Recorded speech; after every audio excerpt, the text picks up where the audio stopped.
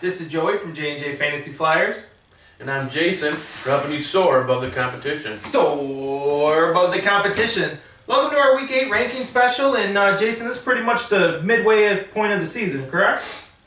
Yeah, it's definitely getting ready to the midpoint of the NFL season, but as far as your fantasy season go, you should be rounding the halfway point, getting ready to make that playoff push. Yeah, absolutely. Hopefully you're sitting pretty at maybe like 6-1, 5-2, 7-0 if you're really lucky, and you're sitting pretty and you're pretty much already in the playoffs. But if not, maybe you're 2-4, or 2-5, or 3-4, or right on that bubble. How about we give them maybe a little bit of guys that might not be amazing plays this week. Yeah. But maybe some guys to maybe stash or get rid of, or just what kind of strategy are you thinking deploying now, maybe looking into the waiver wire? Well, I think right now it's big to definitely look at who you got on your running backs and see if you can get their handcuffs. Who do you think is the most important handcuff right now? Well, right now I think it's got to be whoever Zeke's handcuff is going to be. Do we know? Well, yeah. Either you got Alfred Morris or McFadden, and then I've even been looking at Rod Smith. I'm not a Zeke owner, so I'm letting everyone else fight over those two, and I'm going to sneak in. I think I'll pick Rob Smith for free, or basically free. Yeah. And you just saw a little bit something from him this past week. So if he's going to be the guy or not, who really knows? But for someone that just throwing him on my bench and waiting. Could be potentially a starter for the next, not this week, but 6 weeks this year. Yep. Once the suspension goes through. If it does... Who knows with that situation. Yeah. But hey, you might as well get ahead of the trend. And if there's anything that we're going to tell you, as you guys have heard, it's stay ahead of the trend. But let's just jump right into our favorite part of, this fantasy show that we do here. That's sleepers. Okay? Let's hammer out some playoff sleepers. Okay, we'll get to a little bit more in-depth in handcuffs here in a minute. But if there's some guys right now that maybe you can buy low on, or trade targets, or waiver wire ads, or just somebody you think that could see your playoff roster. Yeah, somebody you've seen flashes of this year. Maybe they're slowly getting the work in, coming back from an injury, maybe just slowly getting worked in the lineup.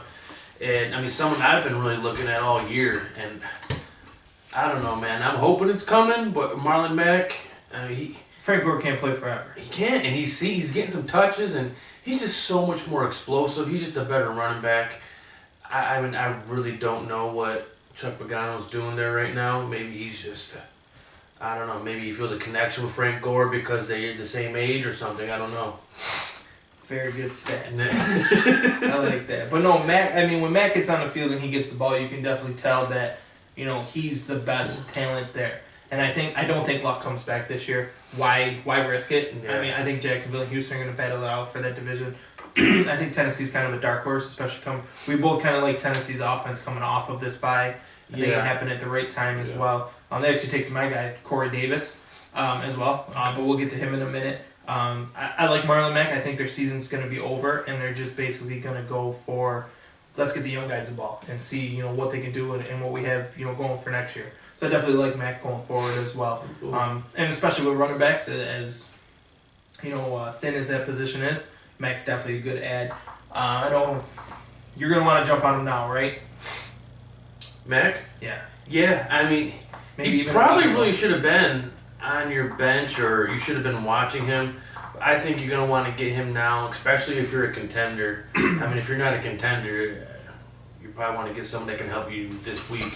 Yeah. And this is somebody that is probably... If you got the room, make the move. Get him on there. Yeah. And even if you never play him over your playoffs, if he's on your team, he can't play against you. And going forward, once we talk about these guys here, we'll actually mention a few guys that we're pretty much done with. Yeah. And these are a few guys you can probably drop to get these guys on there, and they're not going to help you going forward the rest of the season, so why keep them on your bench? Absolutely. Get rid of them and get some of these guys that could probably do something for you. Nope, I agree. I'm going to jump into one of my favorite playoff stashes. I know that I've been texting you all day, going over just how much I like his promise and everything here going forward.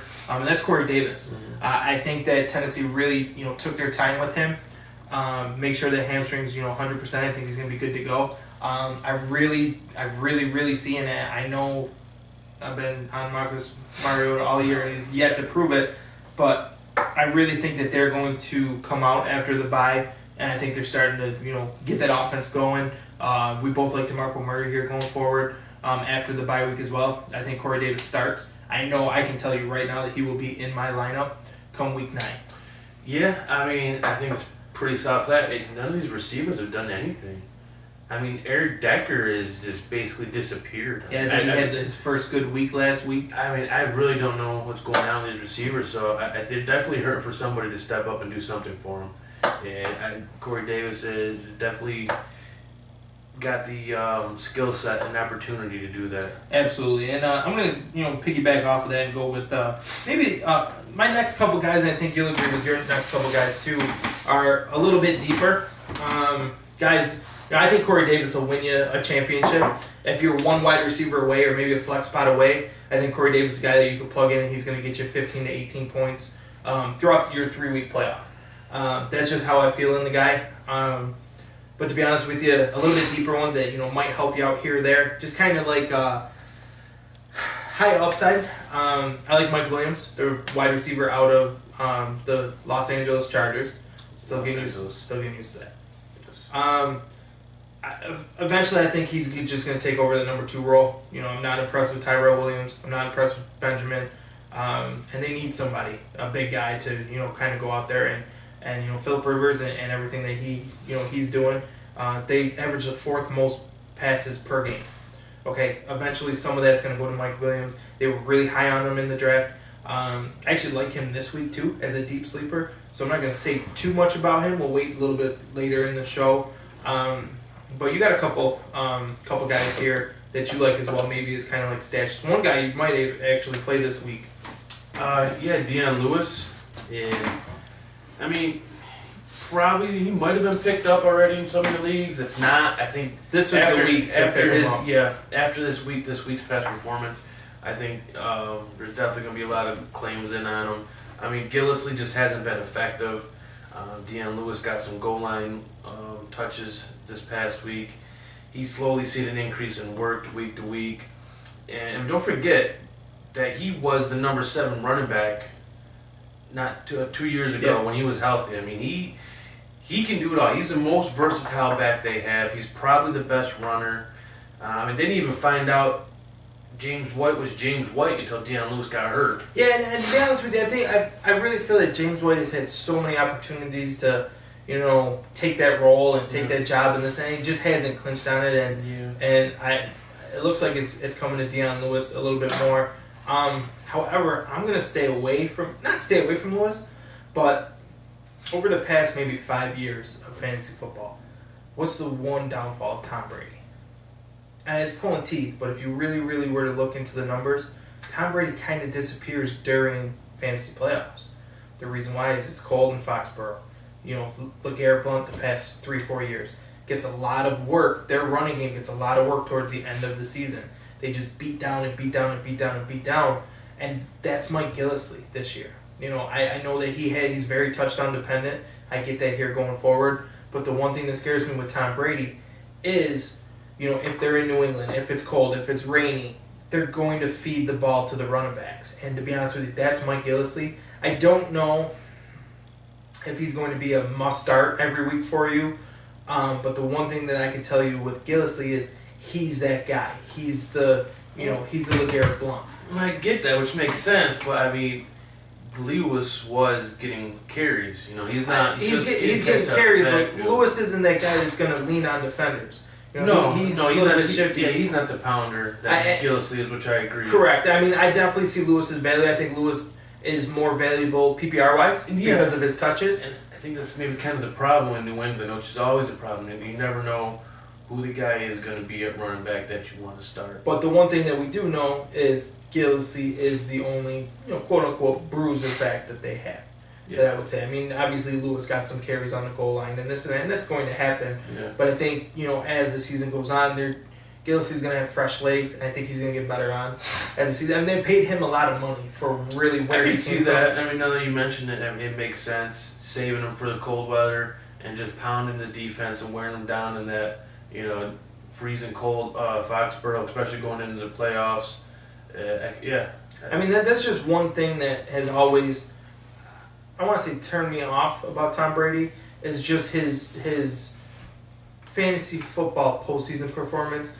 Is he's never really in the top 5. I mean, I don't have any stats or anything to really look it up, but I know, for a lot of times, I mean, even when he put up that record year, when it got later in the season, Belichick has always shifted to more of a run-first offense, especially with the weapons that Brady has now, too. By losing Cooks is going to lose a little bit of speed with, slippery field conditions. And I still don't think that they have the rapport.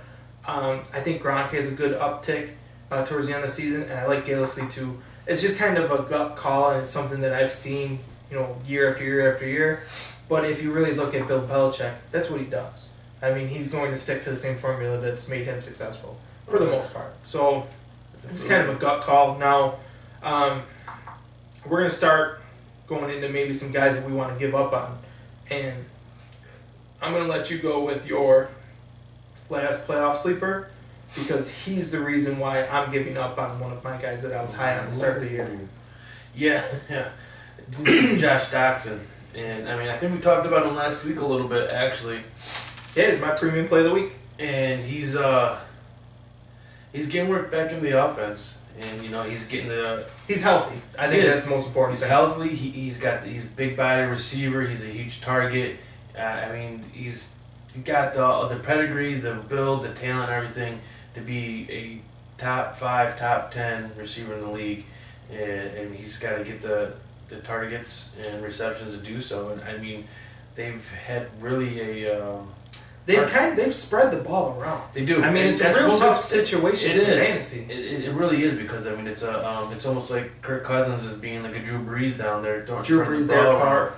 But I mean, they don't have anyone that's really stepped up. And all these guys still have their main guy they like to go to. And I think if he can build that rapport with Kirk Cousins going forward, I mean, I think it's a good stash. Maybe, don't expect anything. I would say that we like Mack and Corey Davis. I think we could see starting in our fantasy playoffs. Doxson's more of a maybe, let's hold and see, and who knows, he's got the high upside. But I think it's safe to say that, we're pretty much giving up on Terrell Pryor. Yeah. I mean, he signed a 1-year deal. He did not deliver on it. Let's be honest. I don't think he's back in Washington next year. And I think it's one thing. Now, to be honest with you, I have Pryor in every league that I'm in, and I can't drop him. I mean, to be honest with you, this is a 1 year to where my wide receiving core is really weak. Amari Cooper's a big reason for that. Terrell Pryor. Them are guys that I targeted, and I didn't hit on any of mine. Odell Beckham got hurt. That kind of hurt me as well. I just one of the things. So I'm weak at wide receiver. I have to hang on to Pryor. However, if this week I'm playing Robbie Anderson over Terrell Pryor, I can't take much more of it. I'd rather, kind of like with Cooper last week, set him on your bench, wait till he does something, and then wait another week to make sure that it's not a fluke. So I'm kind of giving up on Pryor. And I know this is going to hurt you to say, and if you need to talk, I'm available after the show. But the one guy that you said that you would have on every one of your teams. And it's pretty close. And to have everyone this. He's now somebody that you have to give up on. He is. I mean, I think he's droppable if you need the roster spot. And I think he said if there's Isaiah Crowell, and like we were talking about. Well, actually, there's 2. There's another one now. Come on, Jay. I know you don't want to admit that Martavis Bryant was your have player. Oh, Martavis. I know it's tough for you, and that it was a hard breakup. Yeah, I mean, I'm still in denial, so. I know. So I am still in denial. Just take your time. If you would like to go to Crowell, we can come back to Bryant. So. Yeah, I mean, I'll just talk with Crowell real quick. It's really, he's droppable. He really hasn't done much this year for it. And at this point, I don't see what you're going to hang on to him for. I mean, there's other guys on the waivers that are probably performing better than Marlon Mack. Would you take Mack over Crowell? Yeah, I mean, like you said, if you're a contender and you're looking for somebody that's going to give you the high upside, I don't see why you wouldn't put Mack on your bench and get rid of Crowell. Let someone else scoop him up and sit on their bench and just waste the space on their team. Yeah. Now, is Crowell tradable? Could you trade Crowell to somebody? Possibly. I don't know what you're expecting to get back. I think you could trade him to somebody that's trying to make a playoff push, that maybe needs that depth piece bye-week fill-in, and maybe you could get that higher upside type of player back in return.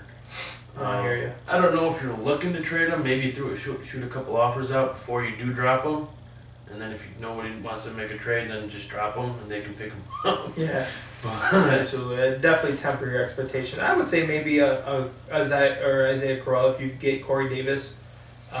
If somebody has Corey Davis. I don't even think you can get that. Yeah, I don't think so either. To be honest, not in any of my leagues because I have Davis. So it's just Crowell. Does he even have a touchdown this year? I don't think so. Yeah, I don't. I mean, I really don't think so. We didn't see it coming. That's for sure. And might as well just keep the bad times rolling here.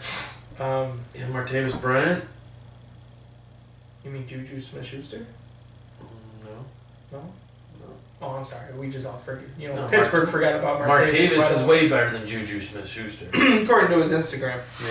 Yeah. But seriously though, I don't know. I don't know what's wrong. I don't know if it's him, if they're just not giving him the ball.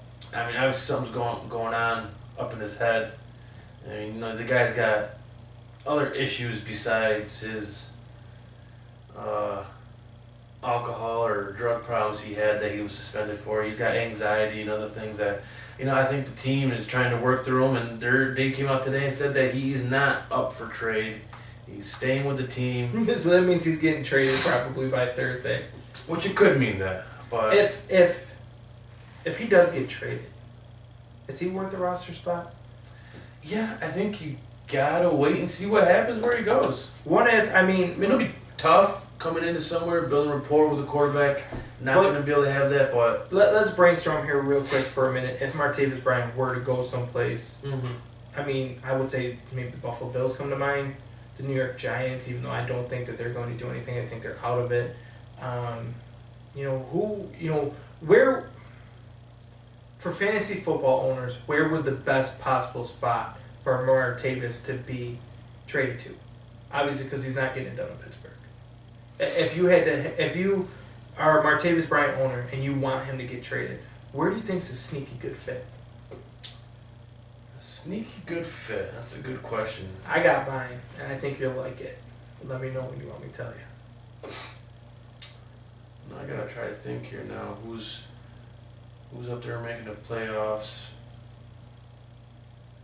The first one that came to my head, and I'm not really sure if he's a fit for the team or not, but that'd be the Kansas City Chiefs. That's exactly what I was saying, dude, and I love it. Absolutely love it. Let him go deep. Let Alex Smith just throw the ball. They really kind of need another weapon, a big body receiver, I think, out there. Yeah, I mean, someone that can draw the safety away and just open the middle up for Kelsey would be huge. And even Tyreek Hill, give him a little bit more. All the slants and stuff he runs. I mean, even if you just tell Martavis Bryant just to run goal routes and 9 routes, that's it. And Alex Smith, you just take a peek at him. Oh, if he's gonna have him open, just first play of the game, just throw it to him. Keep the defense honest. Never throw it to him again. Yeah. And then we're good. But let's move on. I'd say there's a couple teams here to where we almost have a situation to where all of their wide receivers are unstartable. Oh, yeah. And I would say that's almost the Packers, Bears, Rams, and Giants, right? Minus Evan Ingram. And the Browns.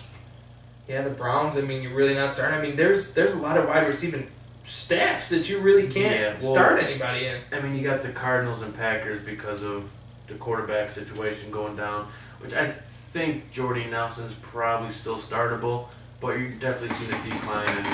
84 yards from Brett Hundley. I don't think we're looking at that every week. Trubisky only completed 4 passes. I mean, it's crazy. I mean, they have nobody to throw the ball to there either. So. I hear you. I mean, it's one of those situations to where I'm kind of scared. I'd even say maybe the Indianapolis Colts. T.Y. Hilton maybe borderline, but if they play a decent defense, it's over. And if you really look at the Indianapolis Colts, Andrew Luck's not coming back. I mean, let's be honest. That would be the dumbest thing I think I've let me take that back. I've seen some dumb stuff. Like a Matt Ryan trade last year for the Vikings defense. But anyways, not going to go back to that again. What was I saying before I get all hyped up? T.Y. Hilton? T.Y. Hilton, yeah. The Colts defense, or the Colts schedule going forward for their wide receivers, quarterbacks, running backs, it's bad.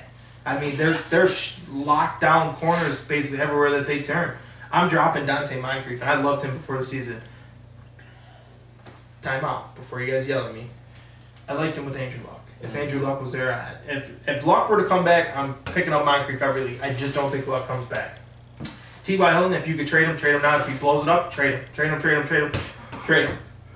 Larry Fitzgerald, trade him. Yeah, trade him. Yeah, I mean, that's it. Don't drop Fitzgerald.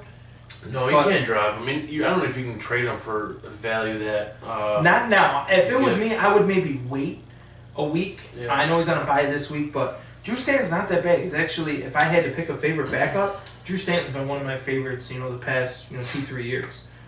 Minus that time when he, was it him when he ran out of the back of the end zone with Detroit? I don't really remember. Possibly. Yeah, minus that. But I kind of like him going forward here. But if you can trade Larry Fitzgerald, I'm gonna try and trade him to my dad. I mean, to be honest with you, he's just gonna see Larry Fitzgerald, and he's got that one game still in his mind because I keep. Let me give you guys an inside story. The way that I work my dad for trades is I start 2 weeks prior before I want to deal with him, and I just keep mentioning the name. And I do this actually with a lot of guys in my league that I just kind of, text and talk about this and that. And I keep mentioning the name, and then I just shut up about him for a week to where I don't say a thing about him, even if he gets brought up to me. Then I'll shoot a trade offer. And in their head, they're like, man, he blew up 10 catches, 120 yards, 2 touchdowns. And that's all they remember. And it gives me a little bit better of a shot to get maybe a little bit better of a player. I'm not going to totally, clean house with the pick, but I might get that little extra piece or a little bit over the hump. Because what I like to do when it comes to trading is I want to trade away the best guy. The best guy in the deal, I want the other guy to get. I'd like to, do that move. That's where I like trading because then I have all the leverage. I have all the power in my hands, and that's kind of like how I like to deal. Well, you like to give up the best player? I like to give up the best player in the deal at that moment. Now, for example, if I could move Larry Fitzgerald for, I don't even know. I really didn't even look. But let's say right now, if I could move maybe Larry Fitzgerald for a Jarvis Landry, okay, if that's something that I could do. I think Landry's a better player going forward. Yeah. But right now, Larry Fitzgerald's the best guy in the deal. So that's something to where, that's something that I would like to do. And you might lose a trade on paper right now, but you might win a little bit later on. Or maybe you trade Larry Fitzgerald for 2 guys. You grab a running back and a wide receiver. Maybe 2 wide receivers that, kind of help you, give you a little bit of depth. That's all I really mean by that. But yeah, if I can lose a trade or get rid of the best player goes to the other team, I think you're going to get, way more value back. And that's kind of like how I like to trade. And as we both know, I'm pretty successful when it comes to doing, trades here or there. So anyways, but moving forward here, we're going to jump into our quarterback rankings. You got anybody else that you want to bring up? Oh, let's actually do some handcuffs here real quick. I know a guy that I got on a bunch of my teams, Leonard Fournette and Le'Veon Bell. So I can tell you right now that I'm grabbing James Conner. I have James Conner in all my leagues. Now, here's the reason why. You got handcuffs, and then you have timeshare guys that are, 2 running back system. Mm-hmm. Okay? There's a difference. If Le'Veon Bell were to go down, James Conner is going to see 95% of the work. Okay? If Leonard Fournette, goes down, I think Chris Ivory is going to see 75% of the work. TJ Yeldon had that big run. I'm not sure where you stand on the Yeldon-Ivory debate, but I think that Ivory's the more like Leonard Fournette player. But other than that, Yeah, I think it's Ivory in that situation. Yeldon's probably going to see a lot more third down work, a lot more the passing role. Now I know you said you were handcuffing whoever was Zeke. If you're a Zeke or if you're a Ezekiel Elliott owner. If you're a Zeke owner, I think you need to try to get Morris or McFadden. If you're able to get all 3, if you're not a Zeke owner, I say you just stay away. Just stay away. If you're able to sneak in and steal Rod Smith, if you got the open spot, go for it. Don't hurt yourself trying to get him. And really any other stud you may have. I mean, that there's a handcuff out there on waivers. Go grab them now before it's too late, or go see if someone has them. I mean, maybe try to trade for them, or you don't want to give up too much for a handcuff in this type of situation. I don't like trading, but If you don't have Le'Veon Bell, don't grab James Conner. I mean, chances are you No. already have that figured out. Your running back situation. Yeah, if Bell goes down, but we don't foresee that happening. Nobody does. you never want to hang on to someone else's handcuff. No, I think that's an unwritten fantasy rule. Now, Yeah. there's a difference between a handcuff and a split timeshare running back. Look at Tevin Coleman. Yeah, Tevin He's Coleman. worth having on your team. He's not a handcuff. You could start him. He's flex worthy every week. Yes. Do you got any other handcuffs that you'd like to throw in here real quick? If one guy that you have on your team that you would handcuff with your running back situation. Well, there's one guy, but I don't. It's more of a timeshare right now, but I think he's actually going to start picking up more of a role himself. It's Alex Collins, and that's someone that's really been having more of a workload increase. Really, kind of been the better running back, I think, in Baltimore. And I don't want to get too much into him because we're going to talk about him later on the show, but it's someone that I'm targeting. I think is still widely available on waiver wires. Yeah, absolutely. And I guess one more thing to jump in at the people we're giving up on. It's for me, one of the big ones is Seattle backfield. Yeah, that's true too. I don't want no part of it. If I have any of them, I'm probably looking to trade them to someone else that may have another piece of the backfield. And if I can't do that, then I'll drop them for, I don't know, for a bushel of apples. I like apples. You like apples, but not Kool-Aid. No. Strange guy. Do you like apple cider? Yeah. Apple pie or apple crisp? Probably apple crisp. Okay, let me ask you. I like a good apple pie though, man. It's tough. With the lattice crust? My grandma makes a mean apple pie. It's tough. What do you got Apple for crisp is Thanksgiving? good. You think maybe for our Thanksgiving show, she could make us an apple pie, we put it right in the middle? I could probably do something like that. You think she'd make it? Sure, why not? Let us know what you think. Apple pie, apple crisp. I think I'm going to go with apple crisp. But let me ask you this. Are you more of a vanilla ice cream or whipped cream? If you had to pick one. Oh, vanilla. French vanilla or vanilla bean. Over whipped cream? Yeah, I'm not much of a whipped cream guy. Man. Especially you get a nice hot piece of apple pie with Yeah, a nice with that cold cold- piece yeah, of ice you cream, got- man. My birthday. Can't beat that. My birthday.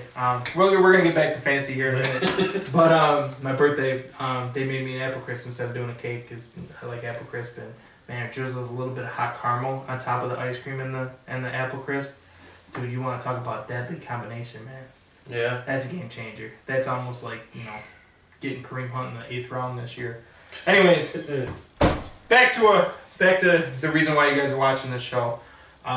We're gonna do our week 8 rankings. Now, Are we doing that today? yeah, I think we should probably get that in, right?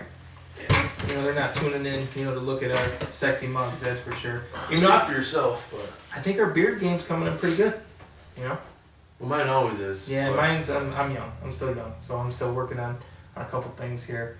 a few patches. Yeah, and Patches O'Houlihan over here. You can dodge a wrench. You can dodge a ball. Dip, dive, dodge, and duck. Whatever. I don't know how it works. But anyways, we're going to go right into our quarterbacks now. Jason, the one thing with week 8 that many owners are struggling with this week is... Injuries, in buys. Lots of buys. Yeah.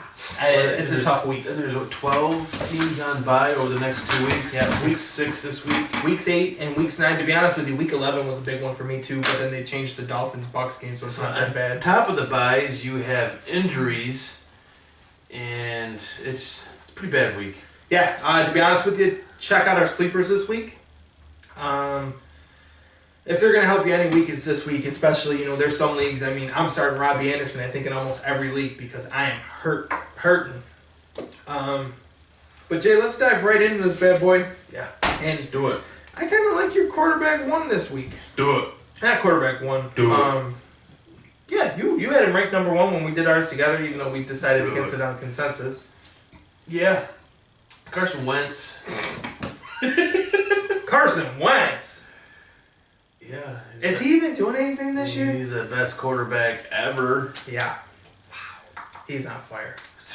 Dude, I don't. Did you see how he escaped that sack? Even the announcer's like, oh, and Carson Wentz goes down in. Oh, there he is, 20 yards downfield.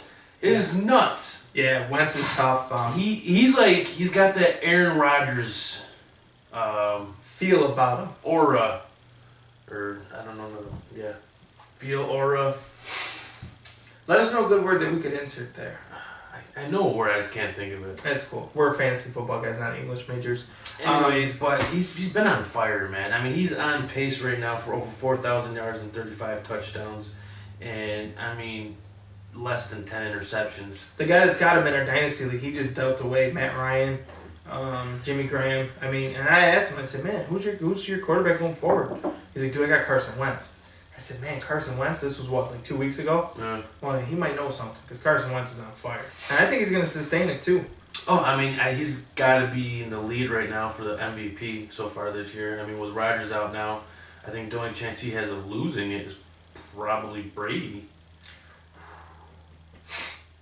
You think Wentz has the MVP over Alex Smith right now? I think he does. I mean, their team's doing better.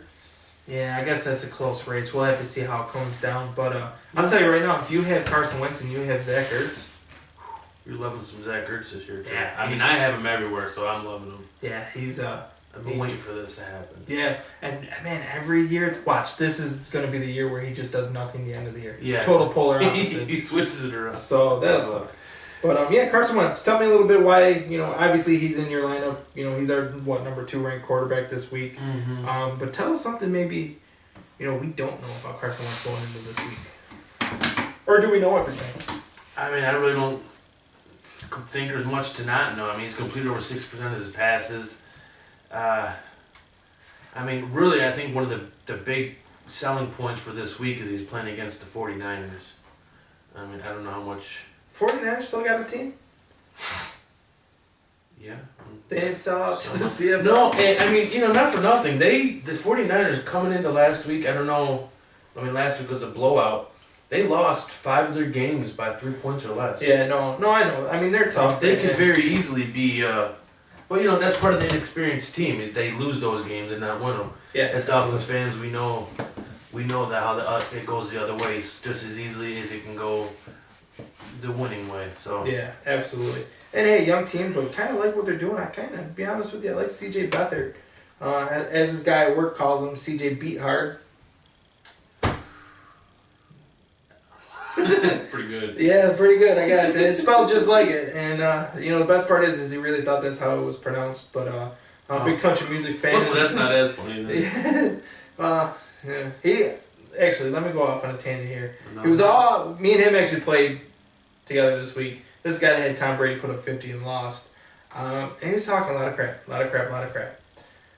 From Monday to Wednesday. Now, I played Amari Cooper. And to be honest with you, I haven't talked to him since. So, that's kind of how the week went. But, so yeah, I mean, hey, what can I say? But we're gonna slide to the number 1 quarterback when fantasy football's all done in week 8. You know who that is? The number 1 quarterback in all of fantasy football? After week 8. After week 8? Just for week 8. Just for week 8. Just for week 8. The guy's going to put up the biggest numbers.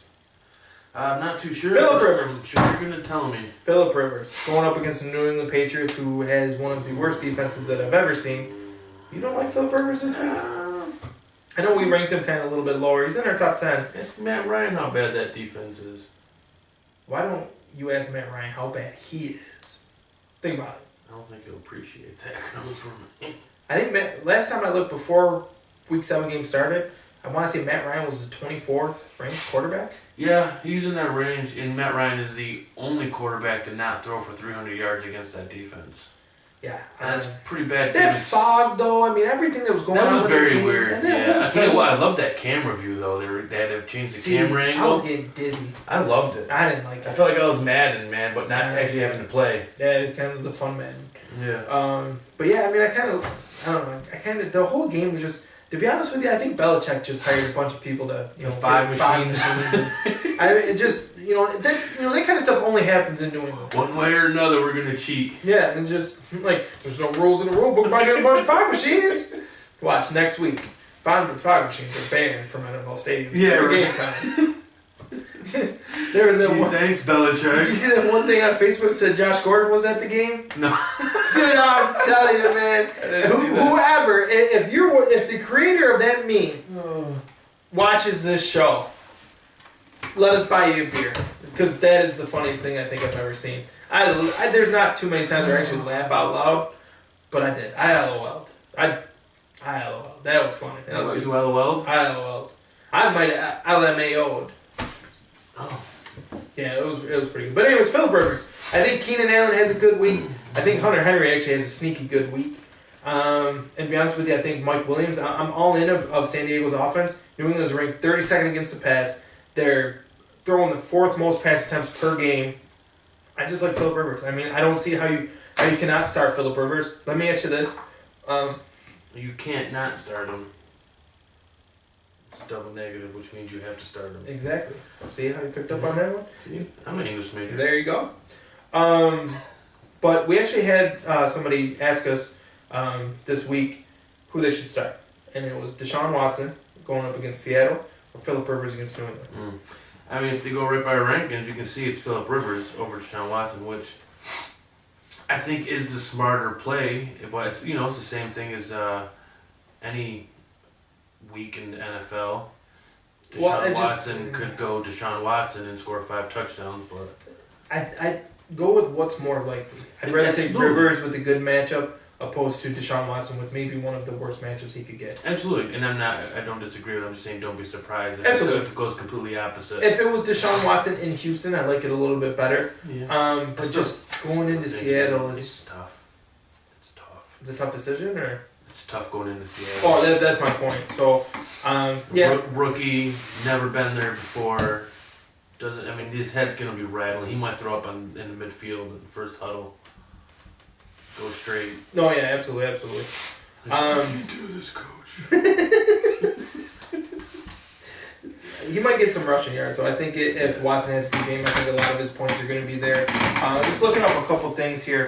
With all the buys that we have this week and next week as well, actually, quarterbacks are kind of thin. If you lost Aaron Rodgers or one of your quarterbacks are on a bye. Carson Palmer. Yeah, Carson Palmer as well. I mean, it's slim picking. So we definitely wanted to highlight some guys that should be out there available on your waiver wire to pick up and play this week.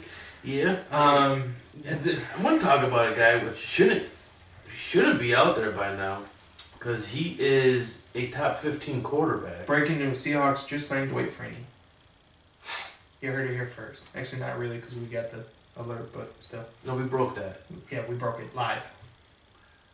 What are you gonna? It's my news feed. Anyways. The quarterback is the top 15 quarterback so far this year, and he's been solid. And it's Josh McCown. I mean, he's throwing, right around 250 yards. He's got one game over 350. He's giving you, I think there's points to be had against that. 1-2 touchdowns a game. I mean, it's. You think he throws him to Robbie Anderson this week? I'm not playing you anymore, so you could say yes. I really don't know. I don't know who's going to. That's the thing. With ASJ is going to get his, and then everyone else is just kind of hoping maybe he looks their way. So it's tough to say, but I mean, are they playing? I think they're at home against Atlanta this week. I'm not positive.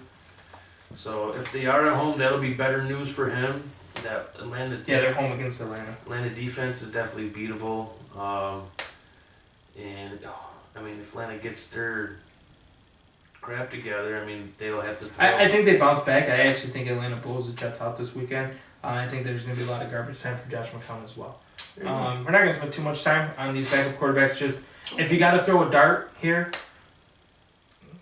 I like Josh McCown. I mean, if you really think about it, I would like to go with the quarterback against a high-powered offense, like Atlanta, even though they weren't last week. Yeah, you got to get that positive game script. Yeah, and garbage time. Garbage time is fantasy points. That's all we can tell you.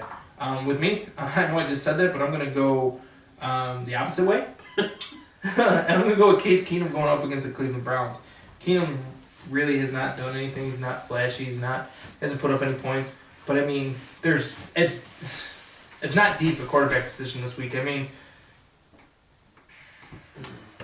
I don't know, man. I don't like Matt Moore. Maybe. I just Thursday night and yeah, that's what really scares me is Thursday night, short week. You know, he's been there part of the system, but they're not going to have a whole lot of time to game plan. yeah, I mean Trevor Siemian, C.J. Beathard. I don't want to say Beathard now. Mitchell Trubisky. I mean, there's just I don't know. I just give me the guy that's playing the Cleveland Browns, I guess. To be honest with you, sneaky play I think this weekend. That's what we're going to do. Real sneaky play, I think, is Andy Dalton. I think Andy Dalton has a good chance to sneak into the top 5. Just want to throw that out there real quick as well. You like Andy Dalton this week, you think, going up against Indianapolis? Yeah, I like anybody going against Indianapolis. I know, it's kind of crazy, man, if you look at it. Has Indy won a game this year? I don't think so. Because I know San Francisco's 0-6, Cleveland's 0-6, and isn't there one more team that's 0-6? No, Indy's won a couple games. They had to. Yes, this is true. Yeah, because it's only Cleveland and San Fran. Oh, they're the only two 0-6? I think so. And everybody said the Jets were going to be the worst team. Yeah, how's that AFC East looking this year? You were telling me that every team in the AFC East, well, the Jets got 4 losses, I think, but I mean, it's tough. It is what it is. Speaking of who would have thought? Who would have thunk it? Alvin Kamara.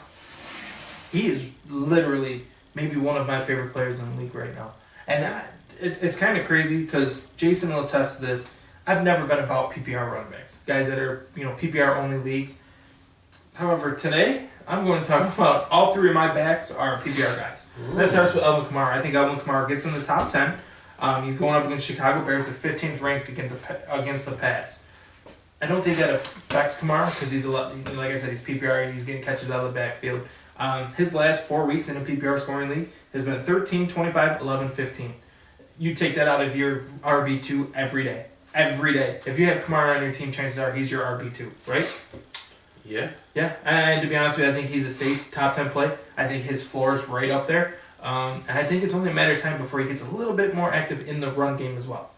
I like Alvin Kamara. That's all I got to say. He's in your lineup. Don't even think twice about it. Who you got? Fair enough.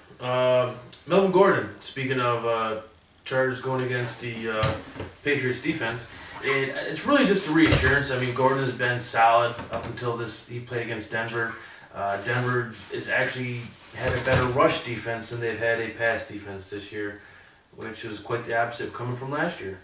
That said, they have yet to allow a rushing touchdown. Gordon got 4 goal line carries. He got 18 touches, only 38 yards. He's still safe. He's getting the workload. He got the goal line touches. It was just a tough matchup. He's going against New England, bottom half against the run. He should easily see, a good day. What you expect from Gordon? Yeah, I think he gets a lot of PPR work as well. I like Melvin Gordon. I like all the Chargers this week. And Catching plenty of balls this year, yes. Another sneaky play is Austin Eckler. He's on our sleepers. I think that he gets enough work to warrant maybe a low-end flex. If you're hurting because of buys or injuries or anything like that, I think Austin Eckler is a very sneaky play. If Melvin Gordon were to go down, he would be at the top of my list of players to add. I just like his name, Austin Eckler. It's a pretty cool name. Sounds like you should be like a snowboarder. Yeah, that was actually pretty good. Thanks. I think that might be like the most spot-on thing that you've ever said on the show. I'm pretty good at getting names. Anyways. Come on, bro. The guy's got the same fantasy football team name for all of his leagues. But anyways. Consistent. Deion Lewis. Sounds like he should be a running back for the Patriots. And he is.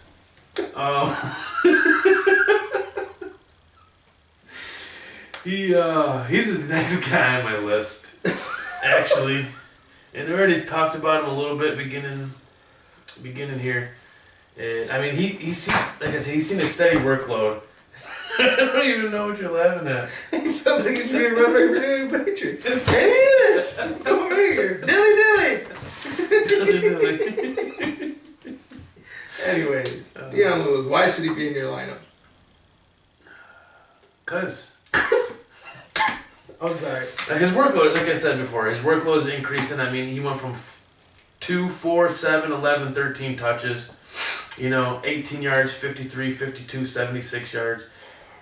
He's getting the work, slowly increased. I think they're still going to limit him going forward because of his injury past, and I think they like what they have going on with him right now. He's going to break the big plays. He's going to give you those explosive plays.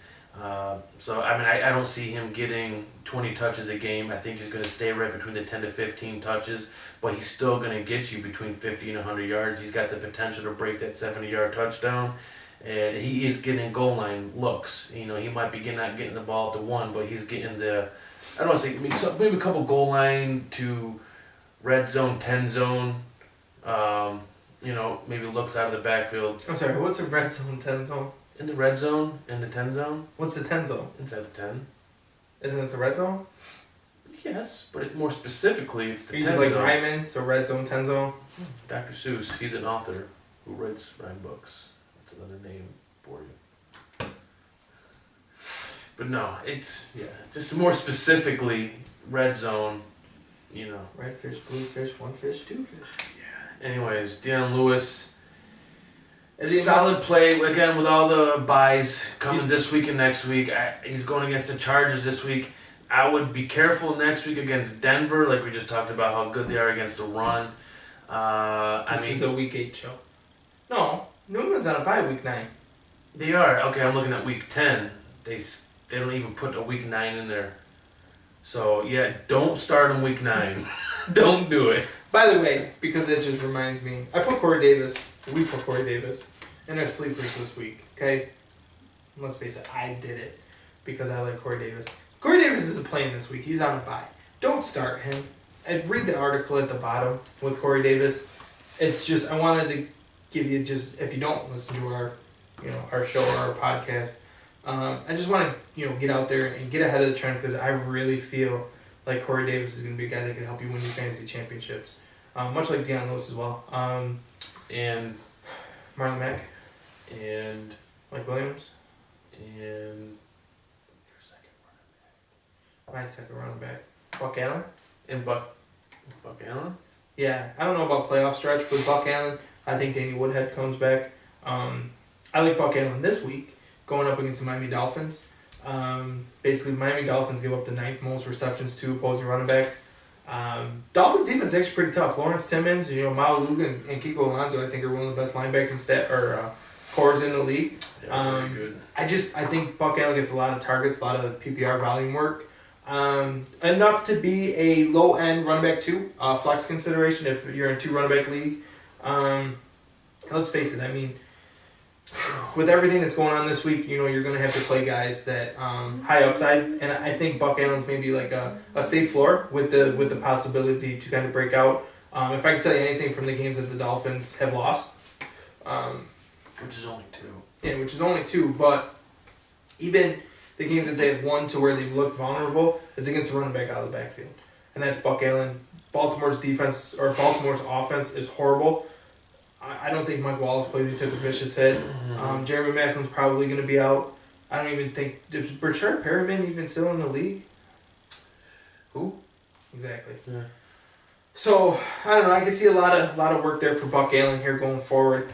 Other than that, I'm just... If you've noticed a different tone in this show, it's really because there's not that one matchup that we really love this week. There's a couple here or there, but it really seems like week 8 is a tough week to put in the lineup. You got Mike Evans going against Carolina. Well, there's just so many buys, and that's part of it. If I had to pick one matchup, even then I'm kind of not sure. It would be AJ Green against the Indianapolis Colts. Yeah, it's just, it's with all the injuries that have happened. I want to say I was reading something today where it said the All-Pro injury team. Yeah. Did you see that? Aaron Rodgers. It was like Aaron Rodgers, David Johnson, Odell Beckham. Yeah, Odell Beckham, Allen Robinson. Allen Robinson, I forgot about him. Who was the tight end? I can't think, but he was tough. The whole team, man. Julian Edelman out of the slot. I mean, dude, there's just so many injuries and so many things that are going on. Joe Thomas on the line. Yeah, Joe Thomas on the line. Zach Street was out there too.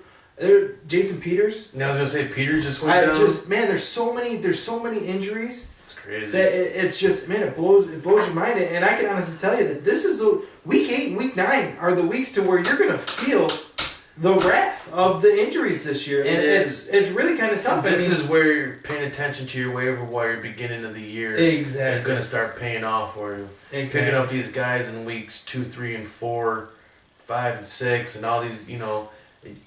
Picking up the guys I've been telling you. This is where it's going to pay off when you ain't got no one to plug in and play. But wait, yes I do, because I listen to J&J, and I now have Alex Collins on my team. Yep. I mean, it's just this is another reason why we don't like to take quarterback early. Because, man, if you get in this situation, if you took Aaron Rodgers, man, it's got to be tough. Yeah. But anyways, Alex Collins, another guy that we talked about earlier on the show. You want to talk about him maybe just a little bit more about this week? Just a little bit more about this week in particular, like you said, against the Dolphins. The Dolphins are tough, but I do think that they could possibly run against them. And I actually wanted to bring this up and see if you how you felt against Alex Collins or your man Buck Allen there this week. I think Buck Allen's got the safer floor. I think Alex Collins has more touchdown potential, and I think Buck Allen's going to be started in more leagues. However, Alex Collins, with all the injuries and the teams on byes, I think he's a sneaky play this week.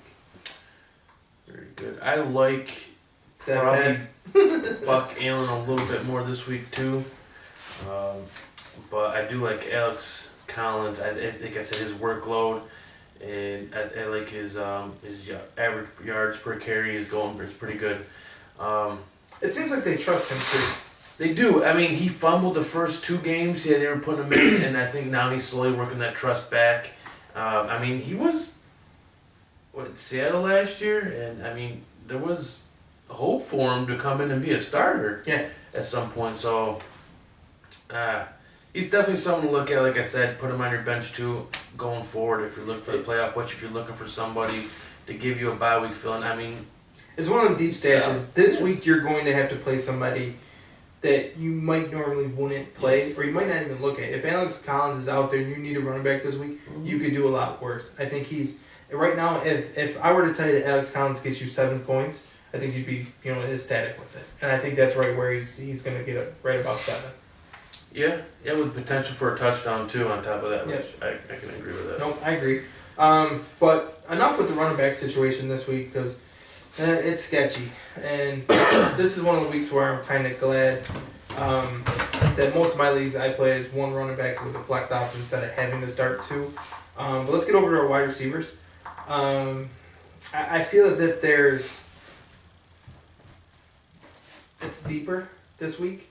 And I think that every week there's one position to where they're going to win you a week. Some weeks it's running back, some weeks it's quarterbacks. Last week it was not quarterbacks. It was totally opposite. Your quarterbacks lost you your week. You really had to rely on different positions. This week I think wide receiver is going to be deep.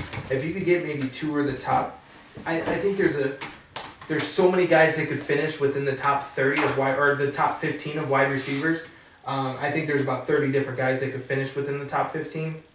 If you could put 3 of them into your lineup, I think that's really going to help you in week 8. And it's just one of the things to where the teams that you're playing, a lot of teams are decimated by byes and, like I said, injuries as well. For me, it's Jarvis Landry this week. I think he's got I think he has a huge game Thursday night. To be honest with you, and this is probably the craziest thing that you'll ever hear on the show. A lot about Jarvis Landry. He's had 3 touchdowns in a row. He's a PPR monster. The target share of what Miami offense does, it goes through Jarvis Landry. The only wide receivers that offense is built around them more would be Antonio Brown and DeAndre Hopkins, to put that into perspective. I don't think Devontae Parker plays. And just listening to Jarvis Landry's post-game interview, after they came back and beat the Jets. He was hyped up. He's hyped up, and to be honest with you, he's the spark plug that makes that team go. And I think the Dolphins could be a team to be reckoned with. I think they, I don't know about Matt Moore here going forward. Obviously not a big Jay Cutler fan, but I think the team rallies around Matt Moore. Baltimore's defense, they're ranked second against wide receivers. It is kind of a tough matchup for him. Landry playing out of the slot, doesn't get that matchup with the corners. Yep, so. and I think that's how you exploit it as well. And I really think he's matchup proof. Jarvis Landry is. He's about one of the guys that you could play against any team. But I just think, man, primetime game, Thursday Night Football. Look what, and I know it's the Jets, but look what Matt Moore did on Thursday Night Football against the New York Jets last year. Miami shows up usually in primetime games, especially on Thursday night. And I think this is maybe going to be more of a defensive struggle. But I don't know. I mean, it's kind of tough. It's kind of a tough thing to go with a Thursday night guy. But I think Jarvis Landry is the one guy that I like the most out of the Thursday night matchup. Nice. I like it. I mean, I agree with a lot of what you said. And I'm going to jump in here and talk about Michael Thomas this week as the Saints take on the Chicago Bears. I'm going to interject real quick. Jason and I are both kind of upset today because we both were 6-0 in our Dynasty League. And we both lost. I lost by 0.6. 0.6! Is that all it was? Yeah. I think I lost at 132.4 to 131.6. Demaryius Thomas. But we'll get to that in a minute. You said Amari Cooper. However, we've talked about this numerous times. I said Michael Thomas. I know, but you said Amari Cooper. Oh, I said, yes, I said. And that kind of hurt you. That did hurt me. I could have won if I played him. Could have won, and yes, hindsight's 20/20. It is, but I think you made the right move. And just if you did sit Amari Cooper, and we told you to sit him, even though we're kind of like the matchup, but it's a lot easier to sit here and say, hey, yeah, we like to put it in your lineup. But when it comes to our own lineups, we're like, man, you had Adam Thielen. Yeah, now it all depends on your roster. But yeah, I wasn't starting Cooper over Thielen, AJ Green, safer floor. And with mine and Jason's teams, we were kind of stacked. We're deep. You can't afford to get a guy that only scores you 2 points. But so we're kind of bummed out because we're both 6-1 now. We're really hoping to bring you the undefeated versus undefeated in week 9 so I can knock him out. But that is what it is. So we'll still be playing for first at this rate, as long as you don't lose this week. I think we're Michael Thomas. Michael Thomas. I think Michael Thomas is a solid play this week in Chicago. I mean, Chicago's defense has been pretty tough, but I think it's more so been about the turnovers than actual shutting teams down. They're more of a bend, don't break defense, taking advantage of opportunities. So I don't think that's going to affect any of the skill position players as much. That said, I think Michael Thomas, you might be able to buy low on him coming into this week. Yeah, he's only got 2 touchdowns so far this year, but he's given you solid production. 89 yards, 87 yards, 89 yards, 82 yards, 5, 7, 8 receptions. I think the touchdowns will come. The touchdowns will come, and he's still going to give you a couple of those big, 150-yard games. All that stuff's still coming. He's not giving you that yet, and I think there might be some people disappointed with him, and maybe they're trying to move him. You could buy low. I would try to buy low if you could. If not, tough. But definitely play him this week. He's going to have a huge game. Snead, I don't know if he's going to be out there or not. If Snead is back, I think it helps him even a little more. I don't think teams are giving Ginn or Fleener or anybody else the respect they deserve, or obviously don't deserve the respect because they're not doing anything. Snead will demand a little more attention from defenses, which is going to help. Absolutely. And I want you to just jump right into your next guy. Yeah, Amari Cooper. Who? Amari. Win you your league or lose it.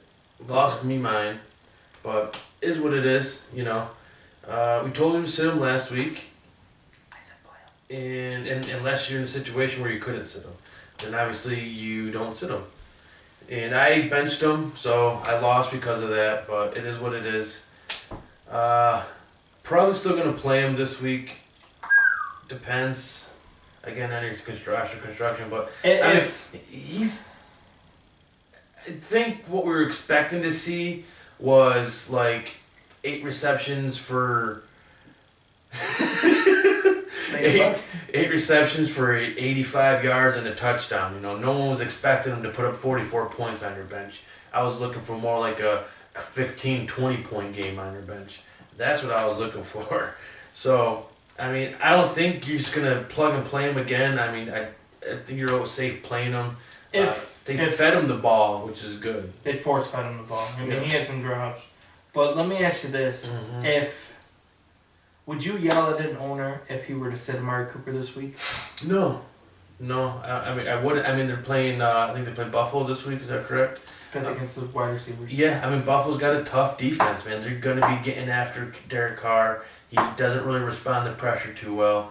I mean, I would not blame you. Now, if he put up good numbers, I think you got to start him moving forward. That's the thing with a guy with such high upside and such high expectations with Cooper. There's that potential for... Yeah. You know, he just blew it up. The week winner. I mean, if you look at our rankings, I mean, you know, it's one of the things when we were going through, we started at number 1, and we come up with a consensus, and we go down. And I think ever since we started getting from, I think, spot 7, we started saying, well, what about Amari Cooper? And we're both like, not yet. Yeah. And then spot 8, Amari Cooper? Like, no, not yet. Then we got to 9 with DeAndre Hopkins. It's like, yes, Hopkins is a better wide receiver. He's going up against Seattle. And then it was like Amari Cooper. And we just kept knocking him down a peg just because we don't know. And he has left a bad taste in both of our mouths. Yeah, I mean, and that's really his game, man. He disappears, and then he shows up. I mean, he's usually a little more consistent when he disappears. He's not completely crapping your team. So, I mean, I think you're safe. I wouldn't blame you if you want to bench him one more week. I'm still not 100% if I'm going to play him this week. I'm still deciding on who I want to start him over if I'm going to. So. Yeah, I'm in a position with me where I have to. I have nobody on the bench. I got Terrell Pryor. I mean, there's a lot of people in that position, especially with all the buys this week. Yeah, so. and I mean, I took my first 2 picks in the league that I got him. I took Odell Beckham and Amari Cooper. And losing Beckham, I mean, I had nobody because I had to fill in my running backs later. So I took a lot of depth there. So Cooper's in my lineup, man, and I'm riding or dying with him. But one guy actually... I'm riding with this week, and I actually might ride him all the way to the championship. That's Demaryius Thomas going up Kansas City defense, which Amari Cooper blew them up. How many points did Amari Cooper have last week? 44. 44. And he was on your bench? Yep. 199. Is it 199 or 200 and 2 touchdowns? I want to say he had 11 catches, 210 yards, and 2 touchdowns. 19 targets he had.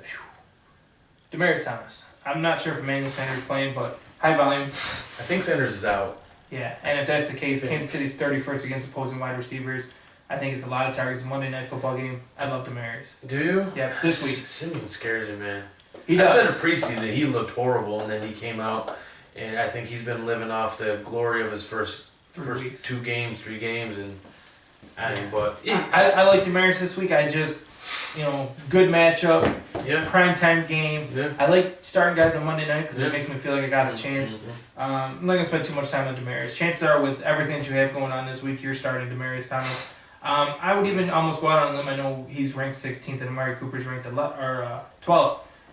But I think you can make a case to start Demaryius over Cooper. I think Thomas has a safer floor. Cooper has bigger upside maybe. But yeah, I mean, I think you can probably make that argument for anybody after Amari Cooper going into close to 20. Absolutely, and we're just gonna hit on a couple, like I said, because of the depth this week. We're just gonna couple flyers that we have here for you because hey, that's what we do at J&J Fantasy Flyers. Give me those flyers. That's both of ours, Matt Fortes. I see what you did there. Yeah, see. Anyways, I like Mike Williams this week. Jason likes Kenny Stills. If you are throwing a dart a little bit deeper, I think Kenny Stills is more of the safe play. Tough matchup going up against Baltimore's defense. You saw what he did last week with Matt Moore. Matt Moore, even last year, likes to target Kenny Stills.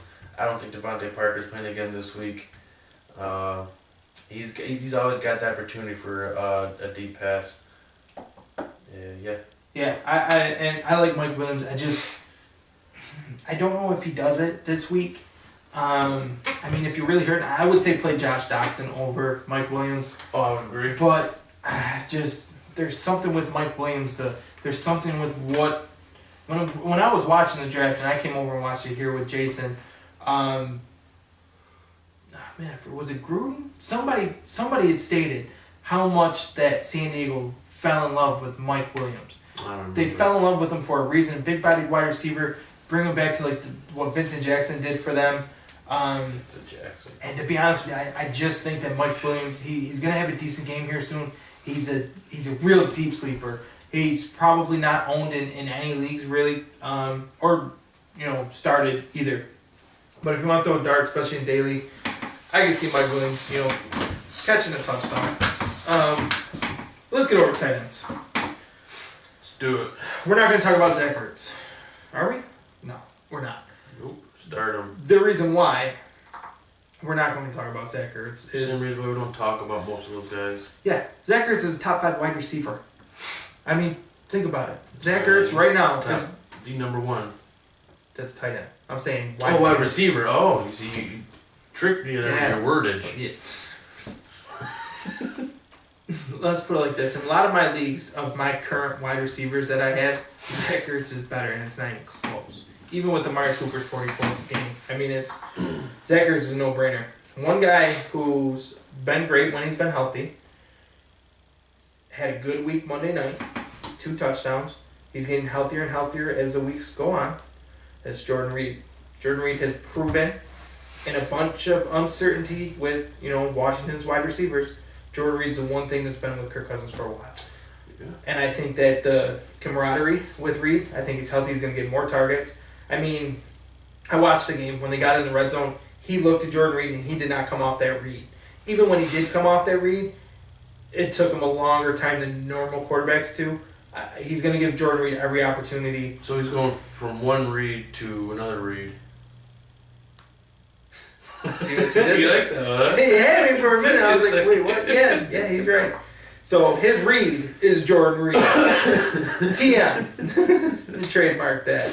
But he's going up against Dallas. I think he's getting a lot of healthy targets. The red zone is big. Like I said, Jordan Reed passed the eye test for me. This is the first week to where I felt confident going with Jordan Reed for the future. And that's all I can say. Now, Jason's got a guy you might be a little shy of, maybe because of O.J. Howard's big week that he had against Buffalo. However, you're going to tell us why you should not trust O.J. Howard and why we should trust Cameron Brate. I know you named your son after Cameron Brate, right? No? His name's Cameron, though, right? Yes. I didn't name him after anybody, but I mean, if I had to choose somebody, it would be Cameron Link. But I didn't name him anyways. Good. Cameron Brate, yeah. We just won't tell the wife. Yeah. Does she watch this show? That's a good question. I don't know. If Jason's not with us next week, you know why. No. Better be, because I'll be in Nebraska. Just be staring at the wall for an hour. Still gonna post it. Just gonna send it. Oh, Cameron Brate. I mean, Howard, he was a product of just a complete brain fart on defense, I guess, man. Where he just, nobody was guarding him, wide open. Brate got more targets than Howard. I think Howard got like 4 or 6, and then Cameron Brate got his 9. He's still going to go-to guy for Jameis Winston. He's going to continue to be there. Jordan Howard's going to be too up and down. He's not going to get constant targets. O.J. Howard. What is it? Jordan. Gee, we're all confused now. Well, it might be Jordan. It could be like Ontario Jordan Howard. Guys, great with names right there. You heard it here first from J&J Fans Suppliers. Do not put Ontario Jordan Howard in your lineups. Anyways, I mean, they do play the Panthers this week, which is a tough matchup. The Panthers have a pretty good defense, but I think you can beat them especially if Kuechly's out. You can beat them with the tight end. I mean, Cameron Bright's solid going forward this year. Howard has been the blocker so far this year. I think he's going to continue to be more of a blocker. He's gonna see maybe a few more looks, but nothing to worry about for Cameron Bright. Yeah, Ontario Jordan. Sorry. Ryan Griffin. That's my next guy. He's going up against Seattle. How do we attack Seattle? Well, not us, because we get hurt quick. But how does an NFL team and NFL talent attack Seattle? That's your question. I don't know. Short, quick passes across the middle. You think Will Fuller's going across the middle? Mm-hmm. You think he does? No, I'm just kidding. Okay. Of course not. I mean, I don't know who would do it. Who'd be their guy across the middle they're going to hit? Ryan Griffin, I just told you that. Seattle's 20th against opposing tight ends. A lot of it is because I think there's going to be a lot of pressure on Deshaun Watson. They did just sign Dwight Freeney. You heard it here from J&J first. Actually, not really, because by the time they watch this show, it's already going to be all over ESPN. No, we broke it. I don't care. I'm taking credit for it. We broke the news. And Ryan Griffin, I think he catches 4 balls. I think he gets about 80 yards. I think he gets in the end zone as well. I think he's a sneaky play if you're hurting a tight end. Who do you got? Nice. Mine is not a this week play. It's someone you can look for this week. It's Jonnu Smith. Who? Jonnu Smith. Did you name him too? I wish. That's a cool name. If you have another kid? Never gonna have another kid, but hypothetically, because I mean, like the guy is athletically and physically, he's a freak. 248 pounds, 6'3".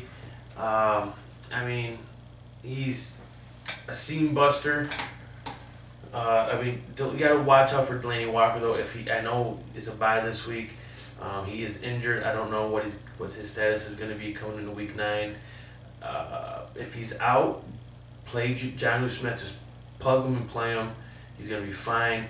If you are in any dynasty or keeper leagues going forward, I think Jonnu Smith is a good pickup to stash on your bench and keep.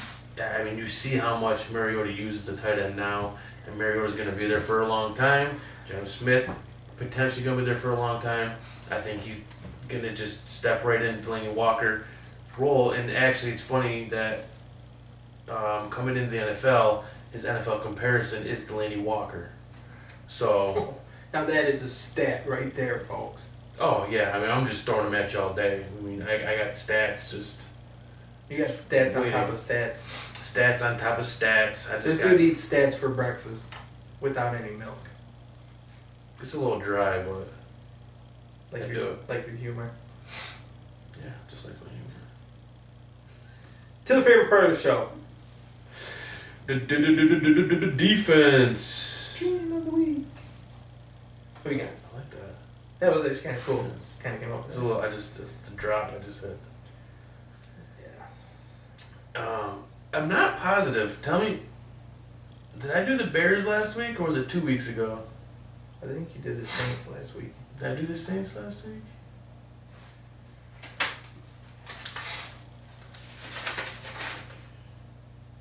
I don't know, I didn't write it down. It's too bad. I think you did the Saints. Anyways, I'm doing the Bears this week. And you're always a week behind, huh? Okay, I see the trend. No, I did the Bears before too. Anyways, I'm doing the Bears. The Bears. Eddie Jackson, you mean? You're playing Eddie Jackson this week? Yeah. That's it. Let's be honest. Just Eddie Jackson and the Bears. I mean, it's the same thing I was talking about earlier.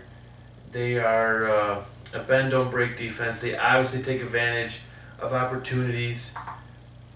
They get the turnovers and some sacks. I think actually I did talk about them before, and I said the one thing that they don't have, they're not doing, is getting the turnovers. And I like them to start getting the turnovers. And lo and behold, they got 2 turnover touchdowns last week. No. Eddie Jackson got 2 turnover touchdowns. Well, when I say they, as in the Bears, I mean Eddie Jackson. Okay. Jeez. Continue. I know they're going to Saints, which is in New Orleans, which is a tough matchup for any defense, regardless what your rank is. But you can see evidence from the Lions a couple weeks ago. Was it Lions or Vikings? It was the Vikings. Where they traded, I think there was 5 defensive touchdowns in that game. Was it Lions? Yeah. Yeah, there was 5 defensive touchdowns in that game. So, and everyone else was still fine. I mean, Drew Brees, he's not afraid to throw interceptions. So, I think I mean, especially if you're a league that doesn't give negative points for points scored.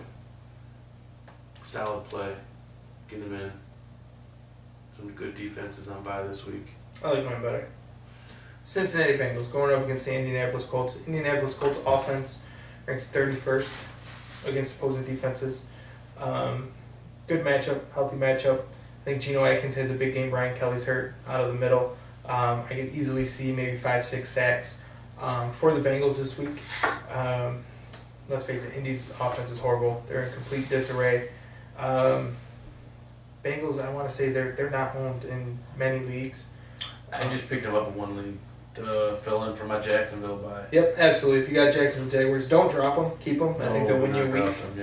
However, they've been keeping me afloat. Cincinnati Bengals will help you out this week. I know we had talked about that double pen drop. That was kind of cool. Like I said, we're both kind of disappointed here in our dynasty team performance. I scored 130 points, which is good. Jason, I don't even think broke 100, so his team sucks. But you did 110. Well, that's not too bad. However, if we can tell you anything, let's get ahead of the trend. Same thing as it every week. Build depth, because when you do get to situations like bye weeks like this week and injuries and everything that's happened, so vital. Absolutely. You know, you do this because you don't want to lose these weeks. You know, you might sit there and think, well, I'm good. I'm 5-2. You know, what's the loss this week? Yeah, there's a loss this week. Go ahead and take that. Then what next week? You got a couple guys on bye. Or you just run a guy who's got good matchups. Then you face a couple bad matchups. Next thing you know, you're fighting just to make the playoffs. Yep. Or you want to get that. And number one. I think the one thing that we both discussed that we want to talk about to end the show is if you are 1-6 or 2-5 and you're low, be bold.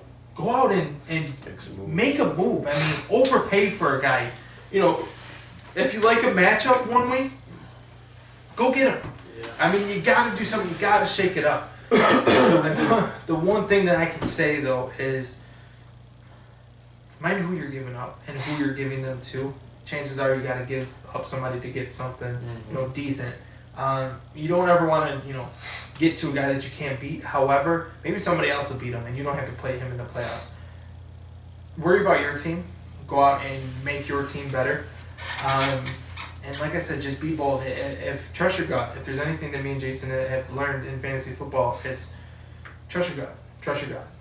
Yeah. And we do a lot of gut picks here on the show. Our premium plays of the week every week are just gut picks. They're not anybody that somebody else is getting started in 100% of leagues or anything like that. Mm-hmm. It's really just gut calls and I mean, on that point, we try to give you borderline players. I mean, it could be easy for us to go pick a top 10 player and say, get this guy in your lineup and start him. Of course you're doing that. Absolutely. And like, for example, when we go to running backs, I picked Alvin Kamara because the normal fan's going to look at our ranking and say, Alvin Kamara number 8?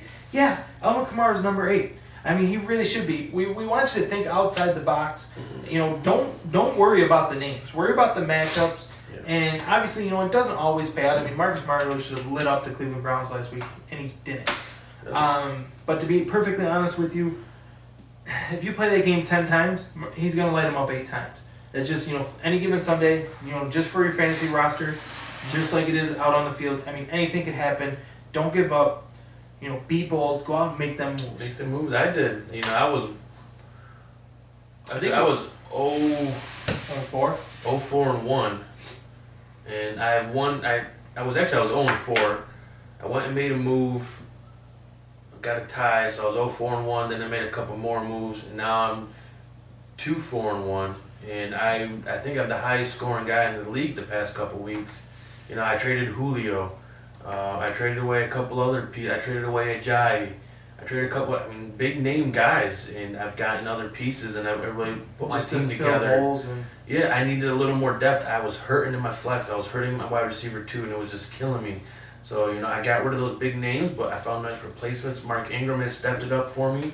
Those are, you got to do stuff. I did it, I think last year. I was 0-5 in one league and made like 6 trades, turned it around, made the playoffs. I think I lost in the semis, but well, the one thing that's different between fantasy football and regular football is there's no home field advantage. There's no crowds. There's nothing like that. No. If you're the number 8 seed, it's a 50-50 matchup. That number 1 seed has to beat you. And how many times have we seen in our leagues the number 1 seed goes out in the first round? That's it. Yeah. Well, number 1 seed doesn't mean anything. Just get into the playoffs, get your rosters there. Yeah. Listen to the sleepers that we told you in the beginning. I think they're going to win you some weeks. It's something that I start to look at too when I make trades or I'm looking for trades is the fantasy schedule for players I'm looking to obtain or get rid of. Yeah, don't be afraid to trade away. For example, let's say you trade away an Antonio Brown and you get a Michael Thomas because Michael Thomas has a really good playoff schedule. It's you have no loyalty to these guys. It's not a dynasty league. No. I mean, if you like somebody's playoff schedule, go get them. The chances are the owner that you're trading with doesn't know the playoff schedule. He's not thinking about it. He's like, oh man, I'm going to get Antonio Brown. And then you knock him out in the first round. And you just jab him right in the side. Take that one. Yeah. I'm Joey from J&J Fantasy Flyers. That's Jason. Bye. Check us out on Facebook, J&J Fantasy Flyers. And on Twitter at Fantasy Flyers. And we're helping you soar above the competition. Good luck in your Week 8 matchups.